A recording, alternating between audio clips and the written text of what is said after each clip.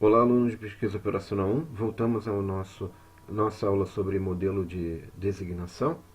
Então, agora a gente vai retomar aquela questão referente a por que eu posso reescrever o nosso problema como um problema com variáveis x e j reais e não apenas variáveis binárias. Tá? Então, a primeira coisa importante é a gente saber o seguinte: esse problema que a gente está resolvendo é um caso particular do modelo de transporte. Repara que o nosso aqui seria o f de i, aqui d de i, né? Nesse caso aqui, a gente colocou esses valores iguais a 1, e esse cara aqui, esse modelo que a gente obtém, ele vai ser, na verdade, então, um modelo de transporte, um caso particular do plano de transporte. E para o plano de transporte, a gente tem uma coisa interessante. A gente consegue resolver o problema de transporte na otimalidade, né?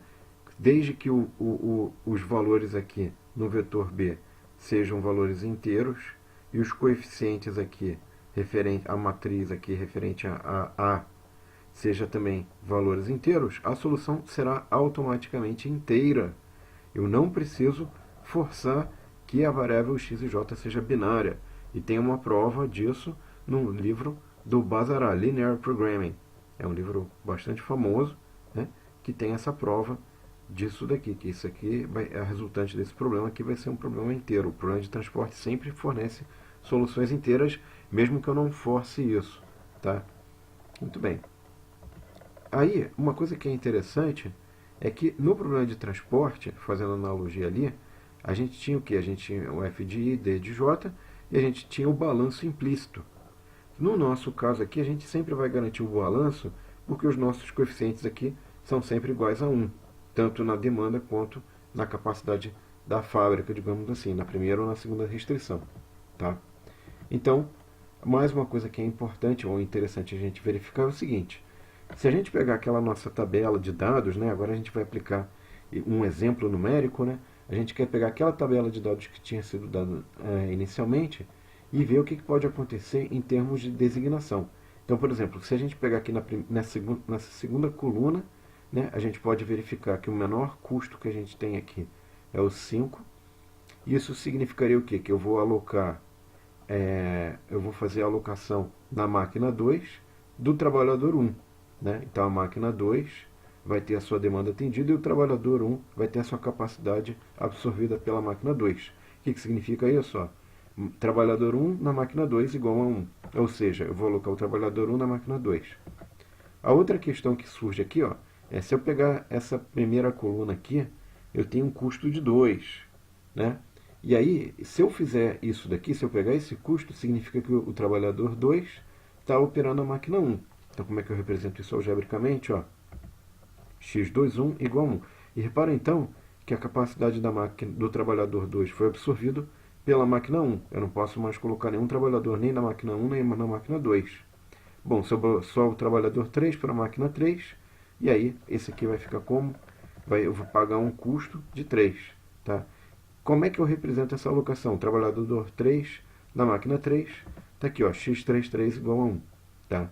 Eu poderia obter essa solução aqui olhando essas questões aqui de menor custo de alocação de trabalhador para a máquina. Tá? Então, um detalhe aqui é, o trabalhador está alocado para uma máquina, não pode ter ele está alocado para outra máquina, nem outra máquina está alocado nele. Ok? Então, essa restrição de balanço implícito ela vai ser automaticamente atendida por conta disso daqui. Eu vou fazer uma alocação 1 para 1. Tá? E aí, se eu somar aqui as capacidades com as demandas, vai dar 3 igual a 3. Então isso aqui está implicitamente sendo atendido. Tá? Vamos dar uma olhadinha então como é que eu poderia escrever as restrições de forma bastante detalhada desse problema. Né? Eu tenho aqui os operários, aqui, os trabalhadores, né, de um lado, e as máquinas ou tarefas do outro. O que eu vou fazer? Eu vou fazer igual eu fazia no plano de transporte, eu vou escrever as equações referentes ao balanço para cada trabalhador aqui. Né? No plano de transporte a gente olhava isso aqui como fábrica, agora a gente vai olhar como trabalhador. Né? Então a gente olhava no transporte como fábrica, e aí a gente escreveria desse jeito. Né? Então, por exemplo, ó, o balanço da primeira fábrica seria x12 mais x12 mais x13 igual a f de 1. Ó, x11 mais x12 mais x13 igual a f1. Se eu trocar de fábrica para o índice 2, ó, então eu troco o primeiro índice. Né? O primeiro índice era a fábrica 1, troquei para a segunda fábrica, só troco o primeiro índice. Tá?